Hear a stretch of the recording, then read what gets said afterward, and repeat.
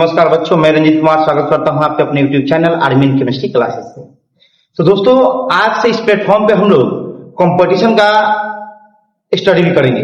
तो चलिए, हमारा आज का हिस्ट्री का एक बहुत ही कमाल का चैप्टर है और वो है आपका मौर्य साम्राज्य।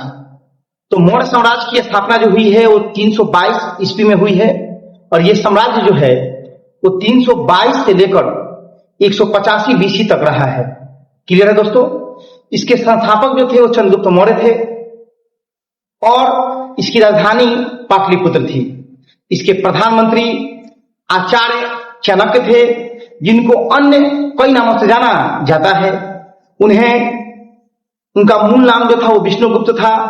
उन्हें कौटिल्य भी कहा जाता है और उन्हें भारत का मैकियावेली भी कहा जाता है। तो मैकियावेली कौन थे? तो मैकियावेली जो थे वो एक पश्चिमी विचारक थे जिनकी एक पुस्तक है द प्रिंस, और चाणक्य ने भी एक पुस्तक लिखी है अर्थशास्त्र, जिसका नाम अर्थशास्त्र है, लेकिन यह राजनीति से संबंधित है। तो दोस्तों आइए, बोर्ड पे ये सब चीज हमने लिखा है, इसका स्क्रीनशॉट आप लोग ले लीजिए। एक बार रिपीट करा देता हूं मैं फिर से। मौर्य साम्राज्य स्थापना जो हुई है 322 बीसी से लेकर 185 बीसी तक रहा है ये साम्राज्य। संस्थापक चंद्रगुप्त मौर्य, राजधानी पाटलिपुत्र, प्रधानमंत्री आचार्य चाणक्य, जिनका अन्य नाम भी है विष्णुगुप्त, कौटिल्य, भारत के मैकियावेली भी इन्हें कहा जाता है। मैकियावेली कौन थे? तो यह एक पश्चिमी विचारक थे जिनकी एक पुस्तक है द प्रिंस। क्लियर है दोस्तों? उसके बाद चाणक्य के द्वारा भी पुस्तक लिखी गई थी जिसका नाम था अर्थशास्त्र, और अर्थशास्त्र किससे संबंधित है? तो यह राजनीति से संबंधित है। तो हमारा अगला जो टॉपिक है वो है चंद्रगुप्त मौर्य। चंद्रगुप्त मौर्य के बारे में हम लोग जानेंगे। आइए देखते हैं दोस्तों। देखिए, चंद्रगुप्त मौर्य का शासनकाल। तो चंद्रगुप्त मौर्य का शासनकाल जो रहा है दोस्तों, वो रहा है आपका 322 बीसी से लेकर 298 बीसी तक। पत्नी जो इनकी थी उनका नाम दुर्धरा था। इनका अन्य नाम जो था, इन्हें भारत का मुक्तिदाता भी कहा जाता है। इनका दो नाम और है, इन्हें एंड्रोकोटस और सेंड्रोकोटस भी कहा गया है। एंड्रोकोटस एपियन के द्वारा कहा गया है और सेंड्रोकोटस जस्टिन के द्वारा कहा गया है। क्लियर है? उसके बाद हम आते हैं सेल्यूकस निकेटर पर। तो सेल्यूकस निकेटर जो था वो सिकंदर का सेनापति था और सिकंदर की मृत्यु के बाद यह मैसेडोनिया का शासक बना और इसने भारत पर आक्रमण किया। उस समय भारत के जो शासक थे वो चंद्रगुप्त मौर्य थे और इन दोनों के बीच में 305 ईस्वी में एक युद्ध हुआ जिसमें सेल्यूकस निकेटर की हार हुई और हार के बाद उसने अपनी बेटी कार्नेलिया यानी हेलेना की शादी चंद्रगुप्त मौर्य से कर दी और चंद्रगुप्त मौर्य को दहेज के रूप में 4 प्रांत दिए।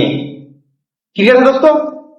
ये 4 प्रांत थे काबुल, कंधार, मकरान और हेरात। और सेल्यूकस निकेटर ने चंद्रगुप्त मौर्य के दरबार में अपना एक दूत भी रखा, मेगास्थनीज को। क्लियर है दोस्तों? निकेटर के राजदूत मेगास्थनीज के द्वारा एक बहुत ही प्रसिद्ध पुस्तक इंडिका लिखी गई है। इस इंडिका पुस्तक में पाटलिपुत्र के प्रशासन का वर्णन है। क्लियर है? और इसमें पाटलिपुत्र को मेगास्थनीज ने पॉलीब्रोथा कहा है।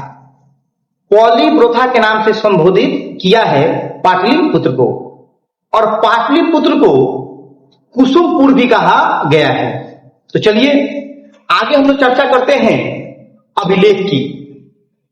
देखिए, मेगास्थनी की जो पुस्तक लिखी गई थी वो थी आपकी इंडिका, और इंडिका जो पुस्तक थी पाटलिपुत्र के प्रशासन का वर्णन है इसमें, और इसमें पाटलिपुत्र को देखिए कुसुमपुर भी कहा गया है, कुसुमपुर भी कहा जाता है। और पाटलिपुत्र के जगह पर जो शब्द मेगास्थनी ने जोड़ा है उसने पाटलिपुत्र को पालीब्रोथा कहा है। क्लियर है दोस्तों? अब हम लोग बात करते हैं अभिलेख की। तो अभिलेख जिन पर राजा अपनी संदेश अपनी प्रजा को देते थे उस समय, उसी को हम लोग बोलते थे अभिलेख। क्लियर था दोस्तों? तो अब हम लोग देखेंगे कि चंद्रगुप्त मौर्य के समय एक अभिलेख बड़ा ही प्रसिद्ध था और वो है आपका जूनागढ़ अभिलेख, जिसमें सुदर्शन झील की चर्चा है और इसी अभिलेख से यह पता चलता है कि सुदर्शन झील का निर्माण जो है वो चंद्रगुप्त मौर्य के शासनकाल में हुआ है। जूनागढ़ ये आपके सौराष्ट्र गुजरात में स्थित है। तो आइए इसके बारे में हम लोग जानते हैं। आइए बात करते हैं जूनागढ़ अभिलेख की।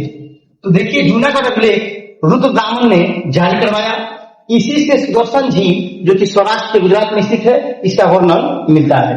उसके बाद है इसका निर्माण चंद्रगुप्त मौर्य के राज्यपाल पुष्यगुप्त ने करवाया था। ये बड़ा इंपोर्टेंट क्वेश्चन बन जाता है। ये अगर आपसे पूछता है कि चंद्रगुप्त ये सुदर्शन झील का निर्माण किसने करवाया था तो हो जाएगा आपका पुष्यगुप्त के द्वारा हुआ था सुदर्शन झील का निर्माण। और क्वेश्चन ये पूछेगा कि किसके शासनकाल में हुआ है तो वो है आपका चंद्रगुप्त मौर्य के शासनकाल में। क्लियर है।